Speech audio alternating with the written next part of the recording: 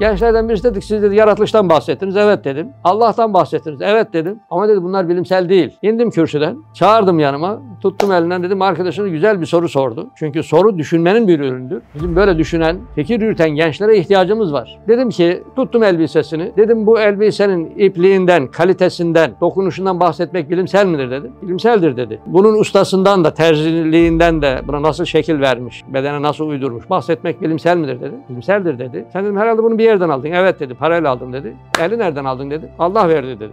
Güzel. Peki dedim. Şimdi elin derisinden, kemiğinden, hücrelerinden bahsetmek, sinirlerden bilimsel midir dedi. Bilimseldir dedi. Peki o zaman ustasından da bahsetmek bilimsel olmuyor mu dedim. Allah dedi ustasına. Bilimseldir deyince baktım o dinleyen gençlerden de bir alkış geldi. Dedim bak Allah insanları, hayvanları, bitkileri tek hücreden yaratıyor. Sen de tek hücrede anne karnında dedim döllenmiş yumurtaya biz zigot diyoruz. Bunu dedim Cenab-ı Hak geometrik bölüyor. 2, 4, 8, 16, 32, 64. Bir süre sonra dedim çocukların plastikten oyun hamuru vardır böyle şekilsiz.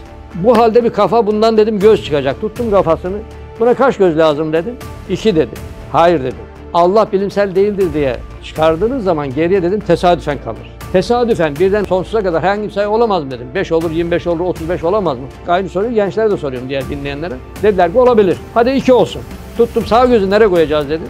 Dediler ki buraya. Hayır dedim. Burada olma ihtimali sonsuza bir ihtimaldir. Bak burada olur, burada olur, burada olur, ayağın altında olur, sırtında olabilir. Olamaz mı? Olabilir dediler. Sol gözü aldık. Aynı şekilde yapısını, büyüklüğünü, yerini, ağız, burun derken bütün organların, kulakların, iç ve dış organların yapısı, şeklinin bu şekilde olması, bu yapıda olması her birinin sonsuza bir ihtimaldir. Doğru mu dedim. Dediler doğru. Peki size bir soru dedim. Siz hiç gözü önde, ağzı arkada insan gördünüz mü dedim. Tesadüfen olduğuna göre mutlaka ağzı, gözü sağa sola kaymış olması lazım. Dediler ki görmedik.